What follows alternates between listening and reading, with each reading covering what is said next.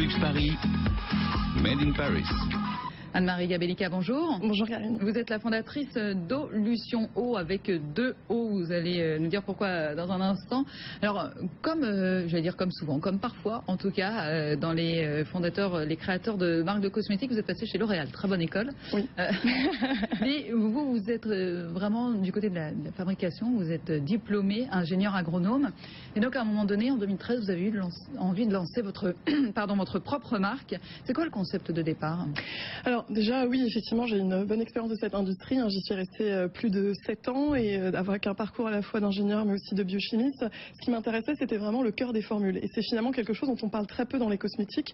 On va souvent vous parler d'un concept marketing, un actif star qui est censé être miraculeux, etc. Et je me suis toujours dit tiens, comment un actif aussi intéressant soit-il pourrait suffire à lui-même et vous convenir à vous, Karine, à moi, on a chacune une peau unique et différente.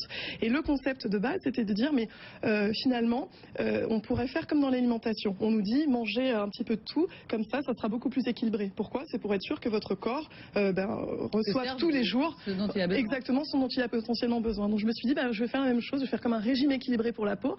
Et donc dans chaque soin, j'ai sélectionné plus de 65 extraits de plantes bio différents où chaque peau individuellement peut utiliser ce dont elle a besoin en fonction justement de ces déséquilibres. Alors pour ça, il a fallu 2 ans de recherche pour lancer 3 ans même de recherche très long pour lancer tout ceci. Et alors vous poussez très loin le concept, c'est-à-dire non seulement donc vous me dites bon, moi il n'y a pas de 2 actifs affichés, ceci dit quand ils en affichent 2, il y en a peut-être un petit peu plus, mais en tout cas vous c'est 65 par produit et surtout vous êtes bio, éthique, responsable, enfin sans huile de palme, sans gluten, j'exagère, mais enfin voilà. L'idée c'est vraiment qu'il n'y ait plus que le cœur des choses. Est-ce qu'on peut arriver en fait à faire des cosmétiques aujourd'hui sans tous ces superflus, suppléments, je ne sais pas comment ils appellent. C'est vraiment la question, Karine, vous touchez du doigt la question que je me suis posée justement il y a 5 ans. Quand j'ai tout quitté, je me suis dit, tiens, la dernière marque pour laquelle je travaillais, c'était une marque bio et je me suis rendu compte, on peut, déjà le bio c'est formidable par rapport au conventionnel, mais on peut encore l'améliorer. Et donc je me suis dit, tiens, si je me lance dans cette aventure, allez, on va y aller full on et on va essayer de faire le cahier des charges le plus incroyable. Donc au-delà de ces 65 actifs botaniques bio dans chaque soin, je me suis dit, on va pas faire 95% minimum naturel, comme c'est le cas dans le bio, c'est 100% d'origine naturelle. Pourquoi pas également, retirer tous les ingrédients superflus. Vous savez, une crème, c'est un mélange d'eau et d'huile. Et la plupart du temps, les industriels n'utilisent pas des vraies huiles végétales riches en acides gras essentiels utiles pour votre peau, mais utilisent des huiles de remplissage, ce qu'on appelle les huiles soit minérales, stérifiées, hydrogénées, enfin bref, des huiles qui vous servent à rien. Et moi, je me suis dit non, 100% de la phase huileuse du soin, ça doit être de la vraie huile végétale, et il y en a une vingtaine à chaque fois différentes dans chaque soin. Et aussi, un autre point qui pour moi était important, au-delà de cette excellence dans la qualité, c'était de dire attention à l'éthique de ce que je fais. Pour moi, c'était très important au moment de créer Olution, c'était de me dire comment je fais l'entreprise du 21e siècle. Et pour ça, je suis allée voir l'ADEME, donc l'Agence de l'environnement de maîtrise de l'énergie, je leur ai dit voilà comment je suis sûre de faire des choix en connaissance de cause qui soient véritablement pertinents. Et là, on a fait ce qu'on appelle une étude d'éco-conception préventive. On a analysé l'impact des produits sur tout leur cycle de vie, de la culture des ingrédients, leur transport, la fabrication, l'utilisation, etc. Et ce, au travers de 14 critères environnementaux, le réchauffement climatique, etc., etc. Et au-delà de ça, pour moi, il était très important de sensibiliser aussi les gens à un problème majeur, c'est que tous vos cosmétiques, quand vous prenez une douche le matin, quand vous mettez n'importe quelle crème, en fait, vous contribuez à une déforestation. Pourquoi? Parce que la plupart en fait des produits cosmétiques contiennent des dérivés d'huile de palme et donc dans ce fait, la surproduction d'huile de palme provoque une déforestation, le réchauffement climatique. Donc vous vous engagez là aussi à reverser un petit peu contre la déforestation et aussi sur le microcrédit. Donc je disais c'est vraiment une marque engagée jusqu'au bout. Pardonnez-moi, ça fait presque trop. On se dit, oui, d'accord, mais alors, et la crème. Alors, qu'est-ce que ça donne au final? Parce qu'une fois qu'on nous a raconté tout ça, donc une gamme de 5 produits. Oui, on a aujourd'hui son visage. Ils sont fabriqués où? Ils sont fabriqués en France, ça c'était très important et vous avez raison. Pour moi c'était important de venir avec... J'avais un cahier des charges vraiment très très dur d'un point de vue naturalité, mais je l'ai formulé avec des gens qui venaient pas du tout du monde du bio et qui au contraire venaient du monde du luxe et justement qui sont habitués à des textures très délicates, très fines, etc. Donc avoir travaillé 3 ans, ça a aussi été 3 ans aussi pour obtenir des textures très fines, très délicates, qui pénètrent facilement, qui sont pas du tout grasses et des parfums aussi qui soient légers. Ça c'est ce qu'on pouvait souvent reprocher comme aux produits un peu de type bio. C'est que façon un peu brute. 5 soins visage d'une 50aine de millilitres. Enfin voilà, on a toutes ces propositions, une couleur pour chacun. Alors avec des mots anglais, checkmat, edge out, I love ou le gain, bref. Ceci dit, du coup, sur le packaging, on est sur un packaging sympathique, coloré, mais peut-être qui est moins fun, en tout cas, ou moins luxe que certains.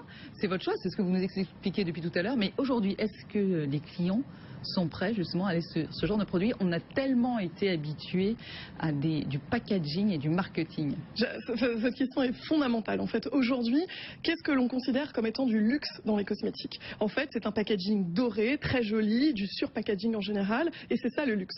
Or, moi, je veux casser complètement ce code. Le vrai luxe, c'est ce qu'il y a à l'intérieur. D'accord, mais est-ce que la clientèle est prête aujourd'hui? Alors aujourd'hui, nous, on a des milliers de clientes. Ça fait 2 ans. On ne fait quasiment pas de pub. C'est du bouche-oreille, du parrainage, de la recommandation.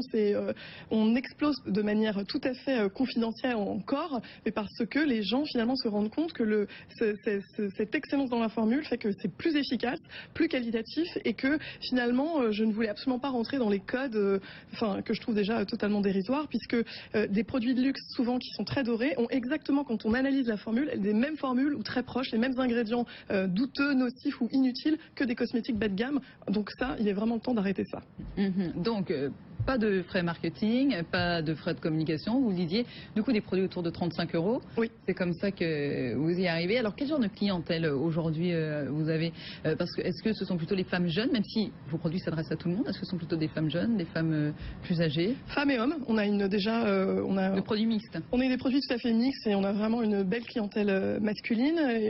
Et le gros, effectivement, la clientèle, ça va être des femmes de 25 à 45 ans, plutôt urbaines, actives, qui sont très exigeantes, qui ne veulent pas, sous prétexte d'utiliser des produits très sûrs et sains, faire de concessions sur leur efficacité, leur côté vraiment plaisir, parce que un cosmétique, c'est aussi un geste de plaisir, faut pas l'oublier. C'est bien si c'est éthique, mais c'est la cerise sur le gâteau. Il faut déjà aussi que le produit vous plaise, que vous ayez l'impression, Karine, que vraiment votre peau est mieux hydratée, etc.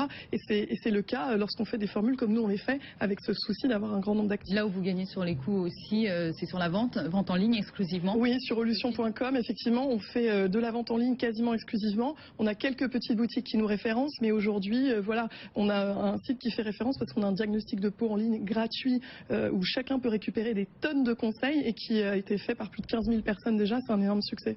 Au bout de 2 ans, 6 collaborateurs, vous le disiez, plus d'un millier de clients depuis la création, un chiffre d'affaires qui augmente de 50%. Aujourd'hui, quels sont vos objectifs? Aujourd'hui, pour moi, il est important de continuer d'étendre la gamme, notamment sur les produits corps et les produits nettoyants maquillage. Souvent, on me dit Anne-Marie, c'est super, maintenant que je sais que j'ai une crème au top, il faut aussi que voilà, j'ai complété cette routine, proposer vraiment un univers beaucoup plus complet à toutes ces femmes qui sont exigeantes et qui recherchent absolument à la fois l'efficacité et la sécurité. Donc, ça va mettre 3 ans encore pour la suite? Non, là, on a déjà un petit peu commencé et je pense que d'ici 2016, on aura des choses très sympathiques à annoncer. Vous restez exclusivement en vente sur Internet? Alors, pas forcément exclusivement, mais aujourd'hui, c'est une façon de communiquer pour une jeune marque qui est vraiment très intéressante et qui nous permet en fait d'avoir un contact très direct avec notre clientèle, d'avoir un retour, des messages absolument extraordinaires et j'adore ce circuit. Ce qu'on nous dit souvent, c'est qu'aussi sur Internet, c'est la jungle, il y a beaucoup de choses. Donc avant de tomber chez vous, voilà, ça peut prendre du temps. En fait, nous, on travaille énormément avec des blogueurs. On est aussi présent dans les boîtes à beauté, en fait, les box beauté. Et ça permet aux gens, finalement, je demande souvent aux gens, quand ils nous appellent pour une question, comment vous nous avez connus. Et c'est vrai que quand on cherche crème hydratante, bonne crème hydratante bio, si on y cherche bien, on nous trouve parce qu'il y a tout un réseau, finalement, de faisceaux qui dirigent aujourd'hui vers nous sur Internet. Alors, Anne-Marie Gabellica, vous nous parliez de l'ADEME tout à l'heure, mais vous avez été soutenue par OSEO, le Centre francilien de l'innovation. Vous êtes lauréate d'un prix entreprise et environnement, aussi lauréate Scientipol Initiative. Enfin, et Réseau Entreprendre. Et Réseau Entreprendre. On sent que vous avez bien aussi été suivi dans toutes ces étapes. Je dis, est-ce que c'est vous qui saviez où vous adresser pour qu'on puisse vous aider à avancer, ou finalement c'est par le bouche à oreille, on a dit ah bah tiens. Oui, ça s'est fait par étapes. Au début, je me suis dit c'est important de bien s'entourer. C'est vrai que quand on passe d'une grande entreprise et que du jour au lendemain on se retrouve seul à son petit bureau, on se dit oula. Et donc du coup très vite, voilà, je suis allée voir ma chambre de commerce qui m'a dirigée vers le Centre francilien de l'innovation, etc. Et peu à peu, finalement, en rencontrant telle ou telle personne, ça a été une suite de rencontres et qui ont fait que ça m'a permis d'avoir beaucoup d'informations, beaucoup d'aide. aide beaucoup aussi. D'aide au financement aussi. Exactement, des prêts aussi, des prêts d'honneur, c'est très important pour le financement. Pour moi, c'est aussi important d'être le plus indépendante possible. Donc cela m'a permis de démarrer ce projet-là en toute indépendance. Ça paraît aussi simple que ça quand on est jeune entrepreneur. Il suffit d'aller frapper à la porte des chambres de commerce et de fil en aiguille, vous tombez sur les bons interlocuteurs qui peuvent vous aider. Sincèrement, Karine, on se dit souvent que c'est très dur d'entreprendre en France. On dit toujours qu'il faut partir ailleurs, etc. Mais très sincèrement, je trouve qu'on a quand même un très beau écosystème d'aide et qu'on a un très bel écosystème aussi de chefs d'entreprise prêts à aider des jeunes, voilà, des mentors, etc. Dans le réseau Entreprendre justement aussi. Et quelque part, je pense qu'on peut s'en féliciter et qu'on peut pour une fois dire, il fait bon d'être en France. Aujourd'hui, vous donnez combien de temps l'entreprise n'est pas encore rentable, j'imagine. Si, déjà rentable. Oui, oui. D'accord. Et donc, quels sont vos objectifs aujourd'hui? Alors, comme je vous ai dit, en fait, c'est vraiment proposer un univers vraiment complet, continuer, comme on fait par exemple sur notre blog, de proposer beaucoup d'informations très pratiques sur le choix des cosmétiques, qui est très compliqué. On fait tout dans cette industrie pour que vous ne compreniez pas ce qu'il y a derrière dans les étiquettes. Et moi, je veux absolument décrypter cela pour tout le monde, pour permettre à chacun de faire ses choix en connaissance de cause. Vous allez embaucher?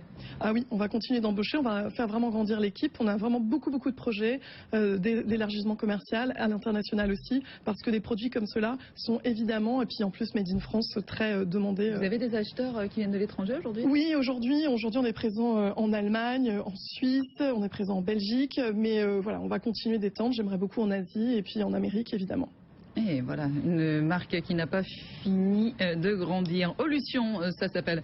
Olution, diront les Anglais ou les Asiatiques. Anne-Marie Gabellica, merci beaucoup à vous.